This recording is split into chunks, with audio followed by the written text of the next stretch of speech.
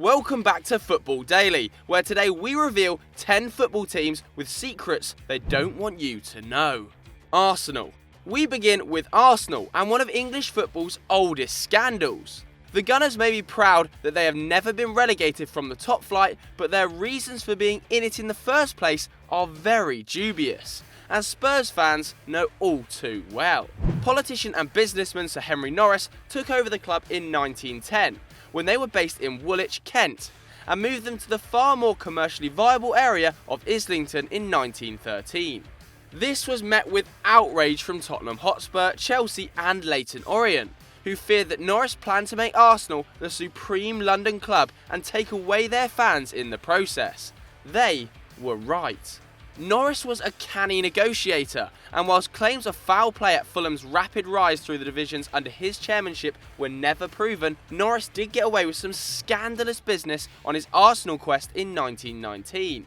Following the First World War, the English top flight was increased from 20 to 22 teams, and whilst Arsenal had finished a mediocre 6th in the second division the season before, Norris was determined to get his team promoted. While Tottenham had finished bottom of Division 1, they were generally expected to keep their place as the league expanded. But having just been elected as a Conservative MP, Norris used his political standing to influence the FA committee, whilst keeping Tottenham's directors completely in the dark. A few backhanded bribes later, and a vote was made to elect the Gunners into the top division and relegate Tottenham Hotspur. The Lily Whites were understandably outraged, and the fierce North London derby was born. It also gave the Gunners their cheating Arsenal tag. Real Madrid.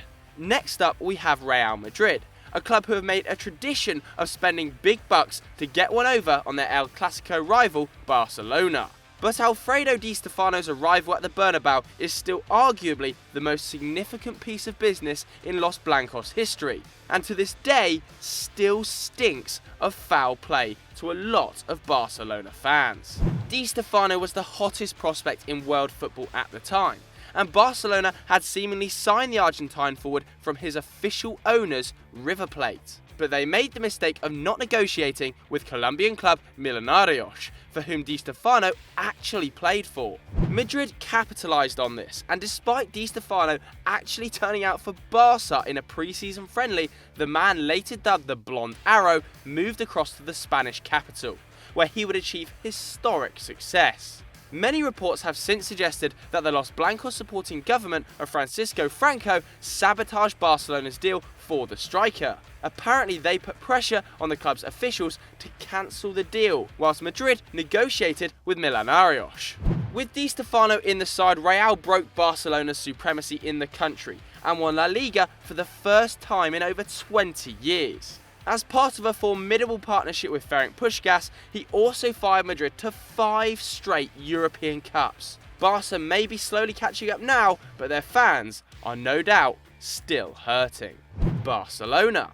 But the Blaugrana are far from saints when it comes to dodgy transfer dealings. Most recently, they got caught up in all sorts of trouble when it turned out Neymar's arrival at the Nou Camp in 2013 was less than savoury. In 2016, the Catalans were charged with concealing a part of the transfer fee they paid for the Brazilian maestro, and the club subsequently coughed up €5.5 million, admitting there was an error in tax planning for the signing of the player.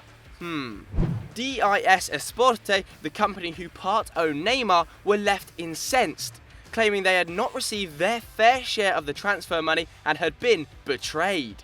The Barca forward was lucky not to get jail time for fraud, and along with Javier Mascherano and Lionel Messi, has helped to cement the Blaugrana's image as tax dodgers.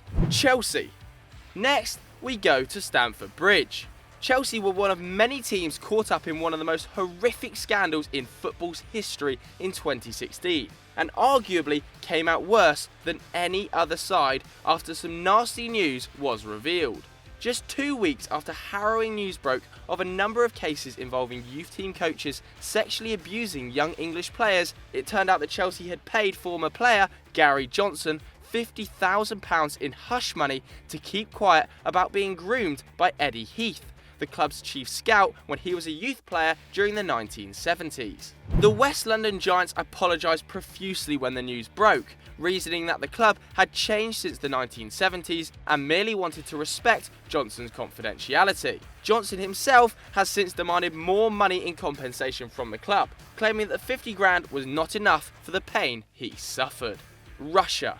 With the World Cup kicking off in 2018, all eyes will soon be on Russia for the biggest sporting event on the planet. The giants of Eastern Europe have plenty of issues surrounding their football culture though, and they've been attempting to cover them up for years. Not very successfully though. Firstly, racism has been an ongoing problem in the Russian league, where non-white players such as Hulk, Peter Odemwingie and Christopher Samba have told of abuse they've faced in the past. Samba was even banned for reacting to taunts he received from rival fans. Despite incidents like this, meaning clubs such as CSKA Moscow have to play matches behind closed doors, there are still many who deny there is a problem. Take for instance former Chelsea midfielder Alexei Smirtin, who famously said in 2015 there was no racism in Russia, claiming that it doesn't even exist. And guess what? He's just been appointed as the country's anti-racism inspector for the World Cup. The Russian Football Union has played a blinder with that one. Not only that, but in 2016 news broke of a state-sponsored doping program involving over 1,000 Russian athletes at the 2012 Olympics and other events. This included footballers, and the so-called institutional conspiracy has made the country's legitimacy to host the 2018 World Cup contentious, to say the least. Valencia. This once majestic football club is in absolute freefall, as results on the pitch have dried up. A strategy for off-the-pitch matters has seemed non-existent. Loche have been battling crippling debts for years now, and have become even more of a financial disaster since Peter Lim's takeover in 2014. To make things worse, the Spanish club were caught up in yet more trouble in 2016, after it transpired that they had received illegal subsidies from the Spanish government. Barcelona and Real Madrid were also caught up in the scandal, but Valencia had to cough up the most. They were ordered to pay back over 20 million euros to the state, as it was judged that they had received an unfair advantage over their rivals. Ouch.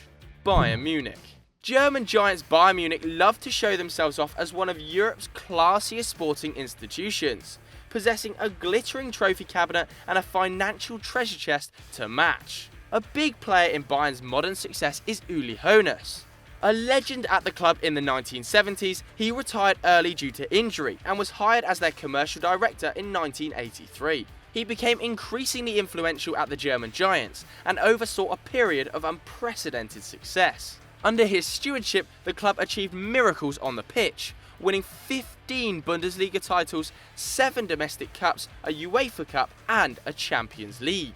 He was also instrumental in the building of the Allianz Arena and helped the club to hugely increase its revenues and its fan base, as the side was able to count a whopping 230,000 people as members. In 2009, the much-loved Hoeneß became club president. But fast forward 5 years to March 2014, where the Bavarian club are looking set for another historic treble in Pep Guardiola's first season.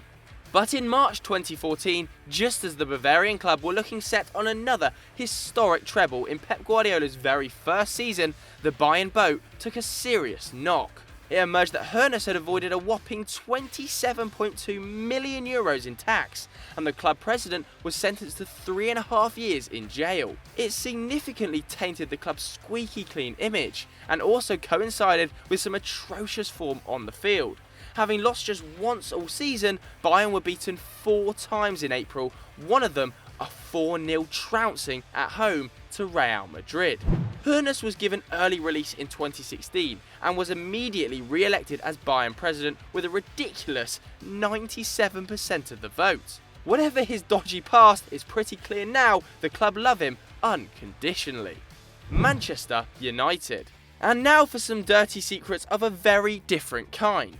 Like Bayern Munich, Manchester United consider themselves a class above their English counterparts, but the secret behaviour of 2 of their star players was anything but classy. In 2011, some very sensitive information regarding an Old Trafford legend was spilled to the public. He may have thought he was safe after using a super injunction to gag the British media, but Ryan Giggs' good as gold public image was shattered after news leaked online of a filthy love affair between him and Welsh model Imogen Thomas. Things then unravelled further when it emerged Giggs had an even more scandalous romp with his sister-in-law of all people. The Welsh wizard was then subject to speculation he was a sex addict, and a family feud ensued. Along with the media storms that have surrounded Wayne Rooney's alleged multiple run-ins with prostitutes, we think it's fair to say that secrets have definitely come back to bite the Red Devils' legends. Liverpool. Down the road to Liverpool now, and a piece of history that fans on the red side of the city don't want you to know. Liverpool supporters pride themselves on following the biggest and by far most successful team on Merseyside. Their rivalry with Everton is one of the friendlier derbies in England, but the Toffees are often looked down on with a cheeky arrogance by their red neighbours. But Everton actually have one over on their rivals, as they, not Liverpool, are the original homeowners of Anfield. Yes, Anfield. The club moved there in 1884 after noise complaints forced them to stop playing on Stanley Park, and happily played in front of large crowds for 8 years, including the inaugural season of the Football League. But the Toffees left the ground in 1892 after a dispute with club member and owner of Anfield, John Holding, who was judged to be ripping off the club. With an empty stadium on his hands, Holding decided to found a new club, and yes, you've guessed it, he named that side Liverpool. Malaysia. We finish up with a rather less well-known footballing nation, and a scandal which has passed by much of the footballing world unnoticed.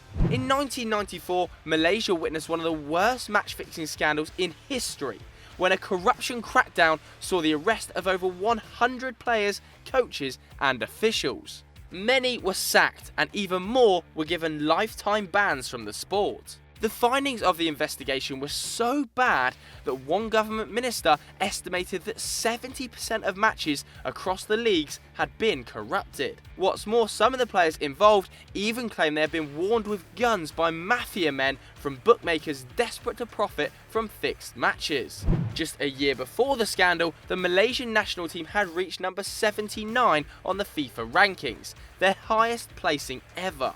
The scandal rocked the country for years, and they now sit at an embarrassing 162nd. That's lower than Yemen and Madagascar. In 2016, the Malaysian FA pardoned 73 of the players banned in the scandal, and they are now free to return to the game. We somehow reckon they'll be a little rusty. So we hope you enjoyed that, and if you want to check out more of our videos, then click here on screen.